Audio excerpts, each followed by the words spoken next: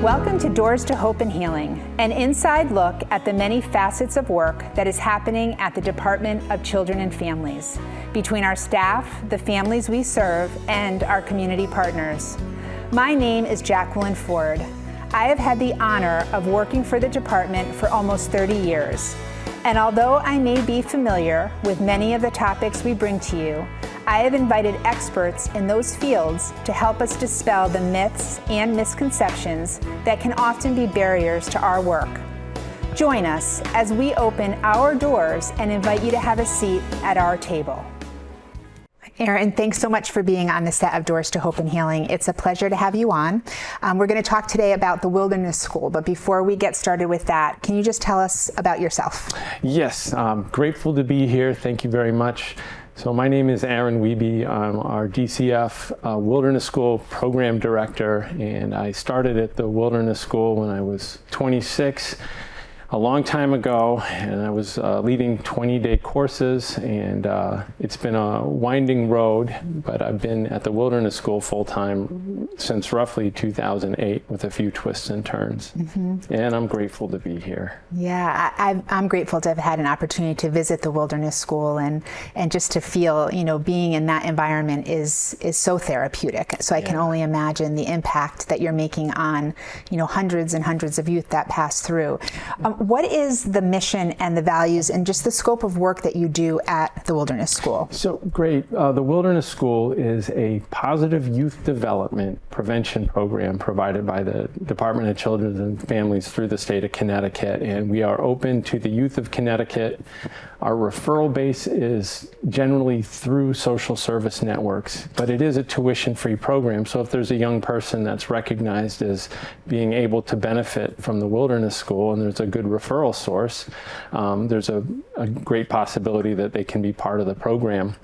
The mission is really to support young people in finding their best selves, growing their strengths, working through their challenges, building skills, and really that sense of self-enhancement and really helping a person's finest characters emerge. Maybe that's the best word for it. And through that youth development, what's your scope of work, your services? How are you helping them to do that? Well, our program's based on a outdoor wilderness expedition model. So that means that young people, and I should say the age group we generally work with are adolescents, so age 13, and based on where our young people are at, it could be up to age 21 or 22, although we have less of those aged people as participants. But the wilderness expedition model is based as such. We have young people, and they're gathered in groups of about 7 to 10, and they're on an expedition. And an expedition can last 3 days, it can last 5 days, it can last 14 days, it can last 20 days, depending on where a kid is at and what they're willing to try. It is important to say that we want young people to make an informed decision to be at our program. So that means we want them to know what they're getting into and to make a choice to be willing to try. So once these young people are in their groups, they're on an excursion on the Appalachian Trail, or say the Housatonic River Valley, or at times on the Connecticut River, or on other hiking trails and wilderness-based trails in Connecticut and within our region. And they're working together to get down the trail, to get up and over mountains, and at some point they're learning the skills to do that, as well as to canoe down rivers or to overcome a challenging rock climb. They're building their skills along the way, their sense of independence and capability along the way, and their skills in terms of dealing with each other and whatever adversity is in the environment. So if it's a rainy day, or if it's a buggy day, or if it's just a bad weather day, or if their whole group's in a bad mood, or if they're in a bad mood, or if something's not going according to plan, it's part of life, and it's a great place to practice dealing with those adversities and figuring out how to get through those in a way that, number one, gets needs met and preserves relationships, builds relationships, and is able to let people know that they can be okay through those experiences, there's metaphors that you can draw from that. If you're struggling on a rock climb and you hang in there and you're able to work past a hard part, there's an obvious metaphor to being in a hard situation, say at school or in your community where you feel stuck, and you're able to resource help and support, and you're able to overcome that. And the parallels are direct, and we talk about those kinds of things on our courses. And I can assume you're sleeping in the woods and you're eating out there in the woods. So all of those life skills of how to survive in the wilderness are being taught to you as well. Yes, and I should say it's not like we're not building fires. It's not like so much of a survival school and building huts. We go out with camping shelters and cook stoves and cook fuel, and we have meals and food that comes out, and we resupply food drops. We do equipment resupplies. So it's not like the plane crashed in Montana and then it's like survive like like a story. That's often told. This is really about coming together, learning how to work with the resources that we have, and putting the skills together to make these things possible. Talk to us about the referral source. So who can make a referral for their youth to participate in the wilderness school? Great question. Most of our referrals, or I should say at least 50%, and most of the time it's up to 60%, come from our agencies. DCF is our agency. Social workers can make referrals, but beyond our own agency, we get referrals from youth service bureaus, we get referrals from private counselors, we get referrals from school counselors or school social workers. We'll have parents that will be looking for something for their young person in the summer, and that person will call us and we'll try to connect them to a resource, or they might have a resource in their community that, say, the school counselor, that they can work with to be a referring agent to bring a young person to the school. Also, we really want this to be kid focused in terms of individual focus.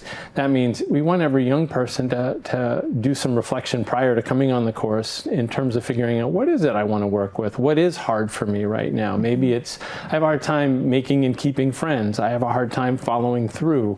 I have a hard time dealing with strong emotions or strong feelings. I want to get along better with the adults in my world. So it could be peer goals, or emotional regulation goals, or just wanting to feel better about themselves even.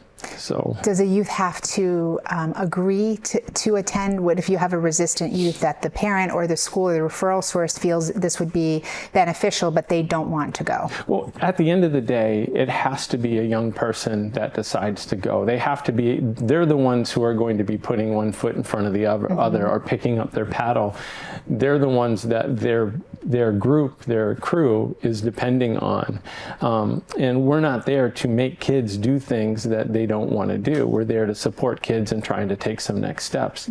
So, there are situations where you might have a young person who is reluctant to come, but they're willing to try, but it's their next step that makes it willing to try. You might have a parent or a caregiver that's crossing their arms and saying, no, you're going. And ultimately that's more or less between a parent and a kid. But at some point, if that kid is not willing to take that next step, then we're not there to force them. We're there to figure out what's going on, figure out maybe what the underlying need is or want is, and to figure out a way through that so that they can be there for their own reasons and their own growth.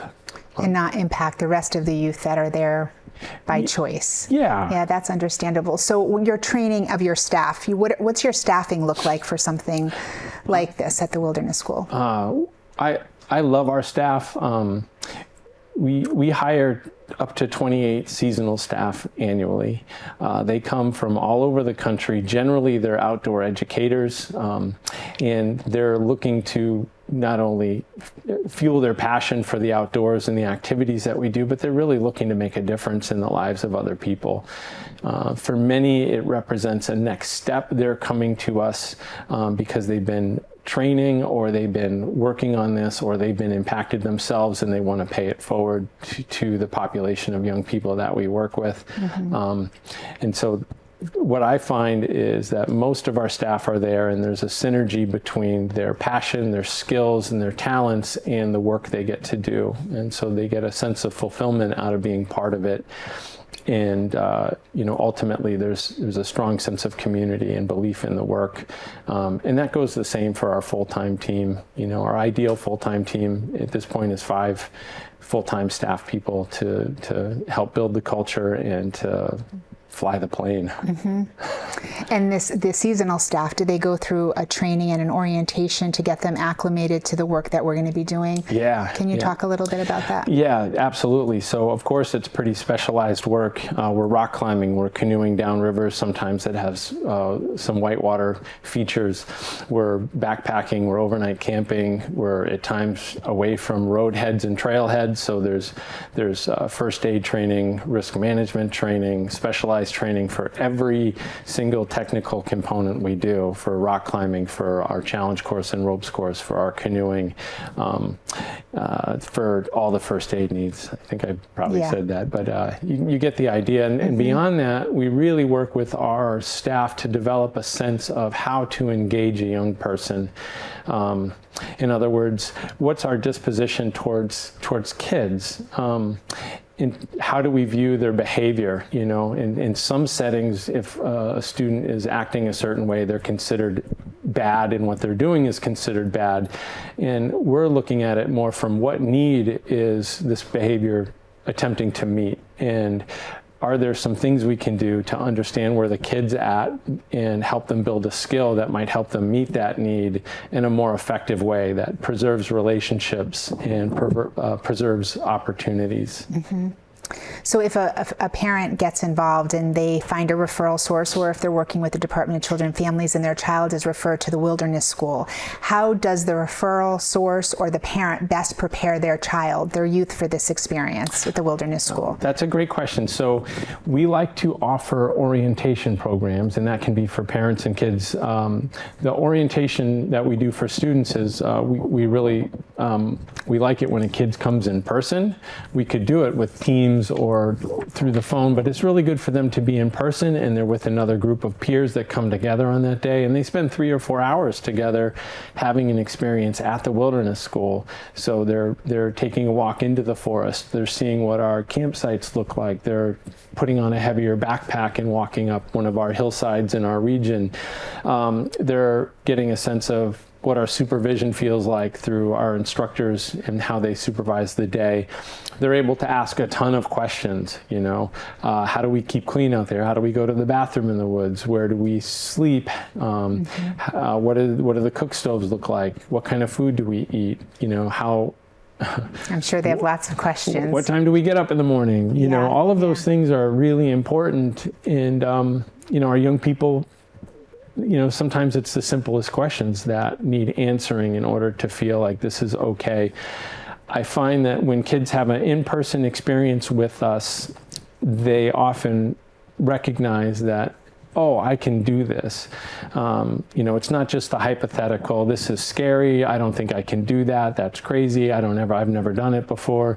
When they're in person with us and they get the sense of how we work and what the whole vibe is, and really the way that we cultivate and pursue having a really safe culture within our crews, they often find that this is for me and I can do this. Mm-hmm. And that's so empowering, I can imagine. Absolutely. Now, at times on a course, a young person, if they're in a spot where they're struggling and it's not working very well, those are the critical moments. Mm-hmm. Those are the moments where the staff support is really important. And even more than that, if we can harness the power of the peer group, the power of the crew to really to reach out, if there's that sense of compassion and kindness and a sense of belonging amongst the crew, that can really reinforce a sense of I matter and I can do well here because I have the support I need. Mm-hmm. And hopefully we can harness that, not only the support of our instructor teams, our staff teams, the crew, but we'll also reach out to the community of caregivers and the resources within the community to say, write some emails, and then we'll print them up and we'll get them out so a young person can hear some of the voices from their community of the people that care for them saying, yes, you can do this, and we do believe you, and we do know that you have been away for 2 weeks, and we're so proud of you. That's wonderful. So, when you talk, Erin, you've been with the Wilderness School for a long time. How have you seen the Wilderness School programming change over the course of so many years? Well, in the 70s, they had cut-off jeans, longer hair, being playful, but a totally different look. Yeah, right. So different look. But no, the clothing, the technical clothing and the technical equipment we go out with is far more up to date than it was, say, in the 1970s and even when I started in the late 90s. So the equipment's different, but the program model that we offer is more varied.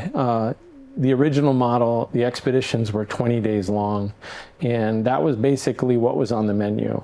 And over time, the school has developed shorter programs and more varied programs to meet the needs of different groups. For example, in 2023, this past summer, we offered our 20-day programs, and I think those have the most potential to have the highest impact, simply because of the duration and the level of commitment that it takes to have success there.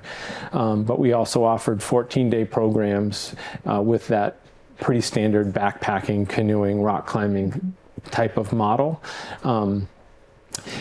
We offered a 14-day summer youth employment program. We started this in 2021, and essentially young people can apply not only to the Wilderness School, but to their local summer youth employment provider, and we become a work site, and those young people can become paid employees of their work site while they're on a 14-day wilderness expedition doing conservation and trail work for DEEP and Connecticut Forest and Parks.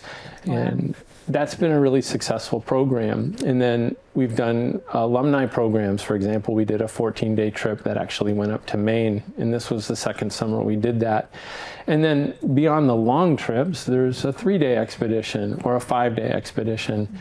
So there's ways that young people can be involved based on where they're at. For example, somebody might be 13 and this is so far outside their comfort zone, they don't want to take that long step. So they'll jump on a 3-day or a 5-day, and then they figure out that this is a community that I'm comfortable in, that I feel like I can belong in, that I'm getting something from.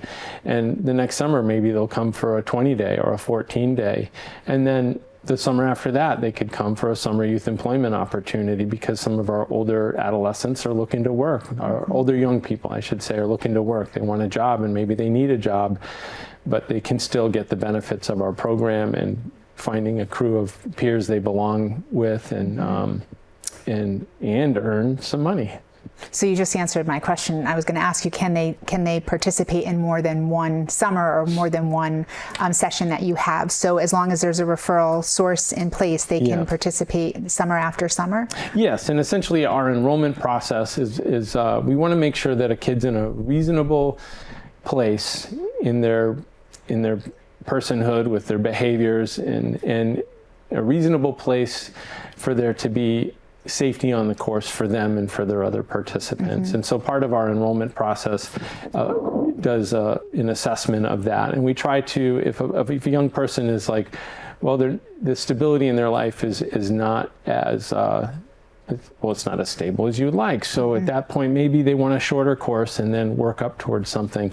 But yes, the answer is there's opportunities for young people to be involved for multiple years and multiple sessions, provided we have opportunities and space for it.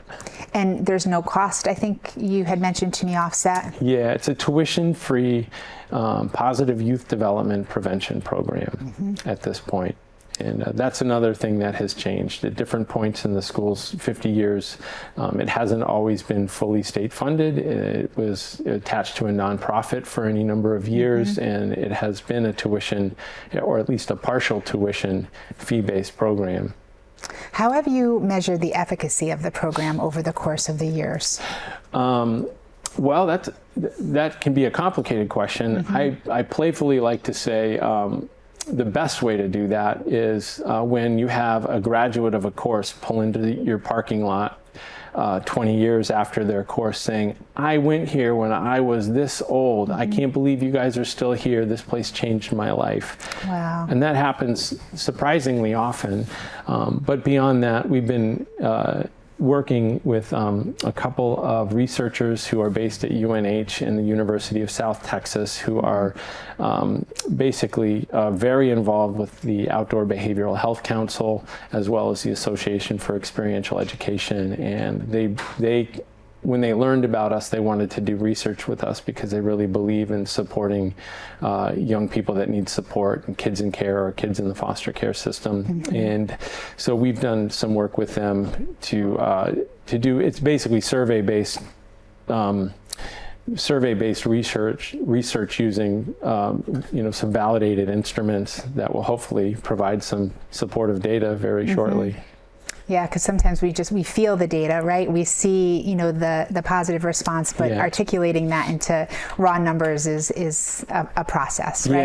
Yeah, it sure is. So you have a big celebration coming up. You're turning 50. The Wilderness School is turning 50. You're not turning 50. Yeah, right. That was last year. Yeah. So tell us about this celebration and why it's important.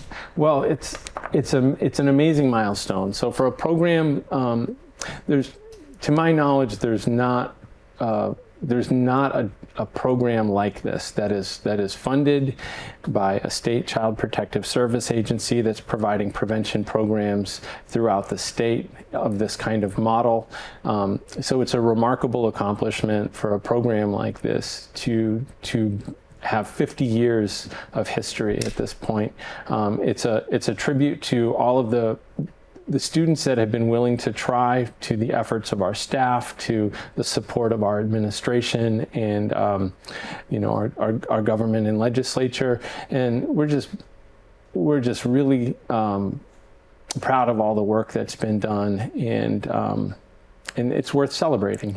It is. 50 is a great time to have a birthday party. It is. And when is this going to be happening? This is October 21st and 22nd. We're calling it our 50th commemoration, but it's really a birthday party, and it's also going to serve as a reunion. There are a lot of people coming from different generations of the school, from different roles. We have different students, different staff, different referring agents, the supports from our community within DCF, and within the state legislature and government.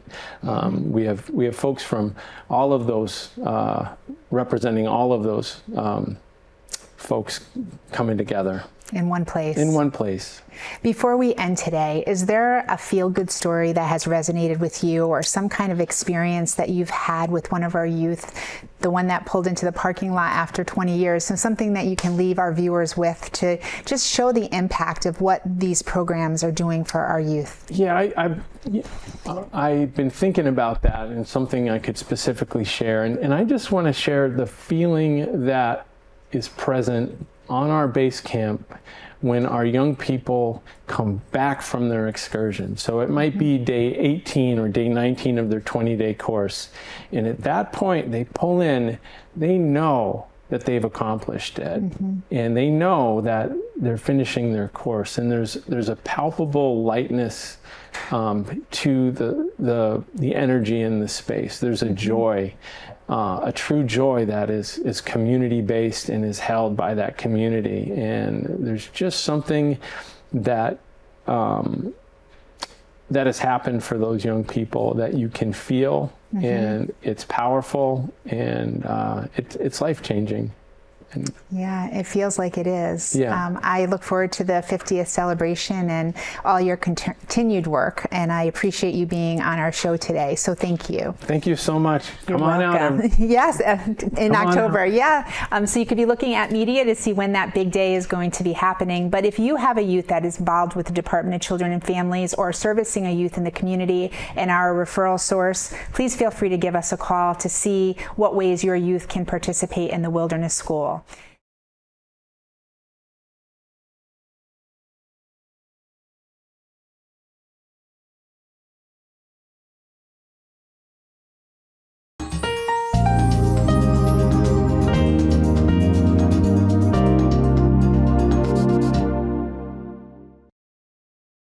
Nick Augustino right here at the East Side Restaurant.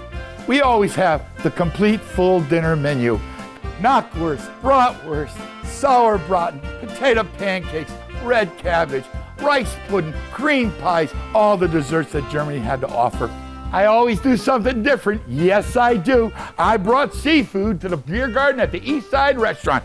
East Side Restaurant, your German destination restaurant in Connecticut. Tiki-taka, hoy, hoy, hoy!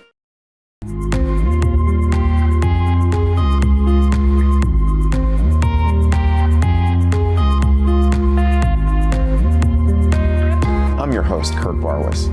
Today, I have a very special guest, Dr. Andrew Lim. Hello, and welcome to another episode of the Veterans Corner. My name's Chuck Wooden. Decision for ourselves for this week, if we want to be made well. Hi, welcome to the Crack of Dawn. It's Dawn Lombardi. I'm starting the painting.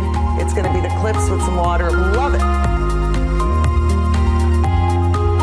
He took me on the sets of Lost in Space, Batman. Everybody has a story. What's yours? Until next time.